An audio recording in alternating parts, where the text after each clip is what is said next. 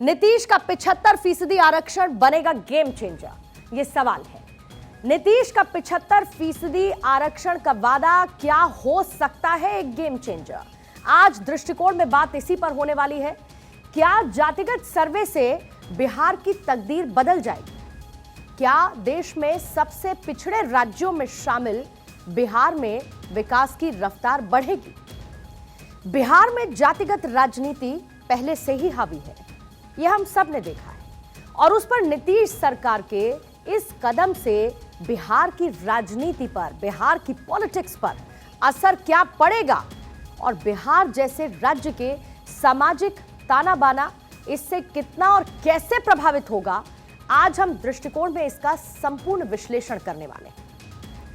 जातीय जनगणना के आंकड़े आने और आरक्षण की सीमा बढ़ाने के बिहार सरकार के फैसले के बाद हर तरफ यह सुनने को मिल रहा है कि नीतीश कुमार और लालू प्रसाद ने राजनीति की दिशा को बदल दिया है। ऐसा लगता है कि जैसे इन दोनों ही नेताओं ने कोई नई राजनीति, कोई नई पॉलिटिक्स कर दी है, लेकिन असल में इस राजनीति में नया जैसा कुछ भी नहीं है। पिछले 50 साल से ज्यादा समय से बिहार में यही राजनीति होती रही है और कुछ हद तक प्रधानमंत्री मोदी और साथ ही मंडल राजनीति से मजबूत हुए अन्य पिछड़ी जाति के नेताओं की कृपा से पूरे देश में भी यही राजनीति चल रही है। यानी पूरे देश में पॉलिटिक्स इसी तरीके की होती है। हर एक नेता सोशल इंजीनियरिंग करता हुआ नजर आता है और आरक्षण को चुनाव जीतने का रामबाण नुस्खा मानकर किसी न किसी तरीके से उसका इस्तेमाल करने की वकालत भी करता है। जेडीयू और आरजेडी साथ ही कांग्रेस के नेता आरक्षण की सीमा बढ़ा रहे हैं या फिर उसको बढ़ाने का दावा कर रहे हैं। अलग अलग मंचों से आपने इन नेताओं को सुना होगा इन वायदों के साथ। बीजेपी के नेता मौजूदा आरक्षण का वर्गीकरण करके पिछड़ों में अति पिछड़ों और दलितों और महादलितों को अतिरिक्त आरक्षण देने का दांव चल रहे हैं। और ऐसे में सोचने वाली बात यह है कि इस राजनीति में क्या नया है। इसका जवाब आप जब तलाशेंगे तो मशहूर कवि कुमार विश्वास का ध्यान आपको जरूर याद आएगा। कुमार विश्वास ने करीब 20 साल पहले एक कविता लिखी। कोई दीवाना कहता है, कोई पागल समझता है, जो कि बेहद मशहूर हुई। इसकी पूरी लाइंस भी आपको याद आ गई होंगी। और उसके बाद से वो थोड़े थोड़े से अंतराल पर इस कविता में कुछ नई पंक्तियां जोड़ते चले गए, समय अनुसार, स्थिति अनुसार, और उनको लोगों के सामने रखते चले गए। उन्होंने कुछ दूसरी मशहूर कविताएं भी लिखी, लेकिन उनको वो लोकप्रियता नहीं मिली जो उनकी इस कविता के जरिए उनको मिली। और इसीलिए नई कविता लिखने, नए प्रयोग करने की बजाय वो जो अपनी पुरानी और जो मशहूर कविता है उसमें नई पंक्तियां जोड़ते जाते हैं। उसी तरीके से बिहार में आरजेडी और जेडीयू के नेताओं ने कुछ और राजनीति भी आजमाई। ये आपको मैंने एक उदाहरण दिया और उससे इसका तुलनात्मक अध्ययन कर सकते हैं। अलग तरीके की राजनीति जिसकी कोशिश की गई इनकी तरफ से, लेकिन उसमें उनको कामयाबी नहीं मिली या फिर कामयाबी मिलने की संभावना उनको नजर नहीं आई। तो फिर क्या? फिर से पुरानी और सफल रही राजनीति और उसके पैटर्न में नई लाइनें जोड़नी उन्होंने शुरू कर दी। लालू प्रसाद और नीतीश कुमार अब भी, आज भी वही राजनीति कर रहे हैं, जिसके दम पर दोनों सफल हुए, मुख्यमंत्री बने और पिछले 33 साल से बिहार की सत्ता पर काबिज है। असल में यह राजनीति 70 के दशक से चल रही है। कर्पूरी ठाकुर के मुख्यमंत्री बनने के समय ओबीसी और अति पिछड़ा, इसका वर्गीकरण करने उसके लिए 8 और 12% आरक्षण का प्रावधान किया गया था, और बाद में पिछड़ी जातियों का आरक्षण 12% और जो ईबीसी जातियां हैं उनका 18% कर दिया, और इसे अब फिर से बढ़ाने की घोषणा कर दी गई। लालू प्रसाद यादव और नीतीश कुमार की जो कथित नई राजनीति है, सो कॉल्ड नई पॉलिटिक्स है, उसके तहत पिछड़ी जातियों को 18% और जो ईबीसी हैं उनको 25% आरक्षण दिया जाएगा। यानी कि जो पहले फैसले लिए गए उसमें कविता स्वरूप कुछ नई लाइनें जोड़ दी गई, यानी आरक्षण की सीमा बढ़ाने की बात की जा रही है, नंबर ऑफ परसेंटेज बढ़ाने की बात की जा रही है, और इसको वो कथित नई राजनीति बता रहे हैं। राज्य की नीतीश कुमार सरकार ने ऐसा करने के लिए जातीय जनगणना को आधार बनाया, जिसके तहत पिछड़ी जातियों की आबादी 27% और जो अति पिछड़ी जातियां हैं उनकी आबादी 36% बताई गई। इसमें मुस्लिम समाज की जो पिछड़ी जातियां हैं वो इंक्लूडेड है, वो इसका हिस्सा है।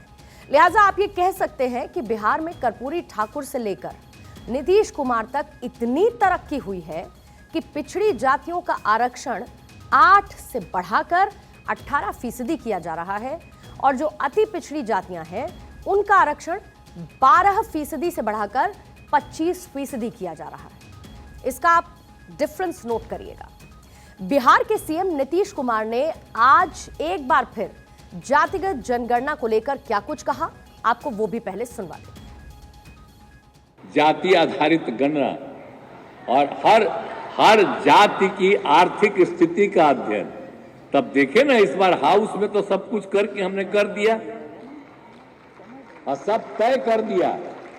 कोई भी जाति का हो, जो पिछड़ेपन में है, अपर कास्ट हो या नीचे हो, हर किसी के उत्थान के लिए भी हम लोगों ने तय कर दिया कि उसको करेंगे। एक एक चीज तय कर दिया। आज जितने लोग जाति आधारित गणना में जो कुछ भी काम किया और लोगों के विकास के लिए और विस्तार के लिए एक काम किया, और उसका भी कर रहे हैं हम लोग। उसका और ज्यादा तभी पेंडिंग है। तो हम उम्मीद करते हैं कि आज दस्तखत कर दें ताकि तुरंत लागू हो जाए। तो आप समझ रहे हैं बिहार की जो राजनीतिक लड़ाई है वो हर बार जाति पर आकर ही अटक जाती है। अब आप जरा ये सोचिए, और न सिर्फ सोचिए बल्कि इसको समझने की कोशिश भी करिए कि इसे नई राजनीति, नई पॉलिटिक्स ये लोग कैसे कह सकते हैं। आपको साल 2015 लिए चलती हूं, जब बिहार विधानसभा चुनाव में लालू प्रसाद यादव और नीतीश कुमार एक साथ आए थे। तब उन्होंने क्या राजनीति की थी?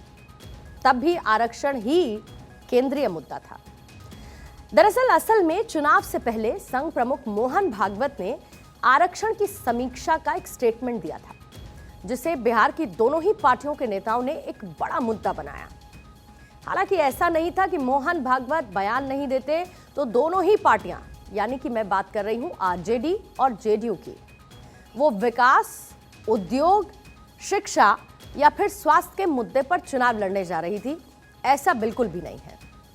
दोनों के दोनों तब भी जातिगत आरक्षण के मुद्दे पर ही चुनाव लड़ती। उस चुनाव के 10 साल बाद, यानी 2015 के बाद अब 10 साल का सफर तय करते हुए 2025 फिर से दोनों ही पार्टियां साथ मिलकर विधानसभा का चुनाव भी लड़ेंगी, और तब भी उनके पास कोई दूसरा मुद्दा, कोई दूसरा एजेंडा नहीं है। वो उसी मुद्दे पर चुनाव लड़ने जा रही हैं, एक साथ रहकर, जिस पर साल 2015 में इन्होंने चुनाव लड़ा था, या फिर और उससे पीछे चले जाइए 1990 में चुनाव लड़ा था। हालांकि इसका मतलब ये बिल्कुल नहीं है कि पहले इस मुद्दे पर लड़ चुके हैं तो इस बार लड़ने पर इसका फायदा उनको नहीं मिलेगा, यानी कि इनको कोई नया मुद्दा तलाशने की जरूरत है, ऐसा नहीं है। ये कोई काट की हांडी जैसी नहीं है कि दोबारा से चूल्हे पर इसको चढ़ा नहीं सकते। देखिए, बिहार की जनता ये हो सकता है कि फिर से इस मुद्दे पर मतदान करे, मंडल के मसीहाओं को ही चुनाव जिताए।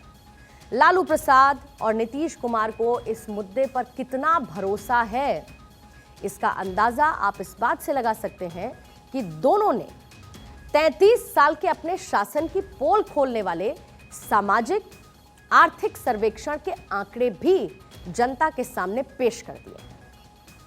खुद मुख्यमंत्री नीतीश कुमार ने विधानसभा में इसके आंकड़े पेश किए और यह भी बताया कि बिहार के 1/3 से ज्यादा, करीब 34% परिवार ऐसे हैं जिनकी मासिक कमाई 6,000 रुपए से कम है। अब आप ये सोचिए कि अगर 5 लोगों का एक परिवार है तो हर व्यक्ति की जो मासिक कमाई है, हर महीने की अर्निंग है, वो 1200 रुपए हुई। यानी कि इसको भी अगर आप पर डे के हिसाब से एवरेज निकालेंगे तो वो 40 रुपए प्रति रोज उससे भी कम उपजाती है। राज्य में सिर्फ 7% आबादी ऐसी है जो कि ग्रेजुएट है और महज 5% लोगों के पास किसी तरीके का मोटराइज्ड व्हीकल है। सिर्फ 5% लोग सरकारी या फिर निजी नौकरी में हैं और 17% लेबर क्लास है, मजदूरी करते हैं। सिर्फ 7% लोग कृषि कार्य करते हैं, यानी कि किसानी खेती करते हैं और 67% आबादी एक ऐसी कैटेगरी की है जिसके पास आय का कोई स्रोत नहीं है। आगे बढ़ने से पहले आपको यह बता दूं कि ये आंकड़े खुद सदन के भीतर माननीय मुख्यमंत्री ने रखे। बिहार की भयावह गरीबी और बदहाली की तस्वीर दिखाने वाली इस रिपोर्ट को पेश करने के बाद भी सरकार और ये दोनों ही पार्टियां, यानी कि सरकार चलाने वाली और दूसरी उसकी साथी, ये दोनों ही पार्टियां विकास का कोई भी एजेंडा पेश नहीं कर पाई हैं। अगले 25 साल के विकास का कोई रोड मैप बनाकर लोगों के सामने रखने की बजाय यह कहा गया कि सरकार आरक्षण बढ़ाकर 75% कर देगी, यानी कि फिर से वही शिगुफा। सवाल यह है कि बिहार की 13 करोड़ आबादी में से सिर्फ 60 लाख लोगों के पास नौकरी है। इनमें से कुछ लोगों के पास सरकारी नौकरी है तो बाकी किसी संगठित या फिर असंगठित क्षेत्र की प्राइवेट नौकरी करते हैं। और वहां पर आरक्षण की सीमा बढ़ाने से कितनी आबादी को क्या हासिल हो पाएगा? अगर रोजगार के अवसर नहीं बढ़ाए जाते या फिर रोजगार आधारित विकास का कोई मॉडल नहीं बनता है तो फिर आरक्षण बढ़ाने से होगा क्या? लेकिन ऐसा लगता है कि इससे बिहार की जनता को भी कोई फर्क नहीं पड़ता है। मेरी बात आपको सुनने में कड़वी जरूर लग सकती है, लेकिन इसको आप ध्यान से समझिए, क्योंकि जनता जाति, जनगणना और आरक्षण बढ़ाने के प्रतीकात्मक और भावनात्मक मुद्दे को ही जीवन का सार समझकर अपना कीमती वोट, अपने मत करने का अधिकार, वो अधिकार जो 5 साल में एक बार इस उंगली से बटन दबाने से मिलता है, वो इसके आधार पर वोट दे सकती है। दुर्भाग्य से यही राजनीति पूरे देश में हो रही है और लगभग सभी पार्टियां यही राजनीति करती हुई नजर आ रही हैं।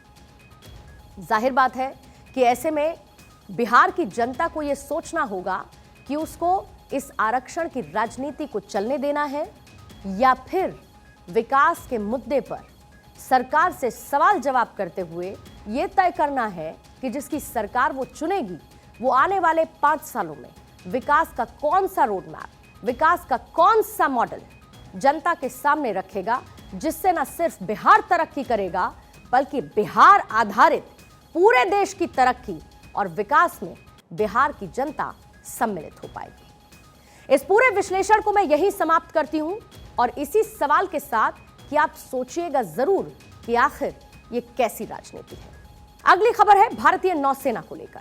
भारतीय नौसेना ने गिनी की खाड़ी में 31 दिवसीय एंटी पायरेसी मिशन को पूरा कर लिया है। आईएनएस सुमेधा ने पश्चिम अफ्रीकी क्षेत्र में अपने एक्सटेंडेड रेंज ऑपरेशनल तैनाती के तहत ये एक्सरसाइज की है। अफ्रीका के पश्चिमी तट पर स्थित गिनी की खाड़ी देश की ऊर्जा जरूरतों का एक महत्वपूर्ण सोर्स है और इसके अलावा भारत के राष्ट्रीय हितों के लिए इसका काफी रणनीतिक महत्व भी है।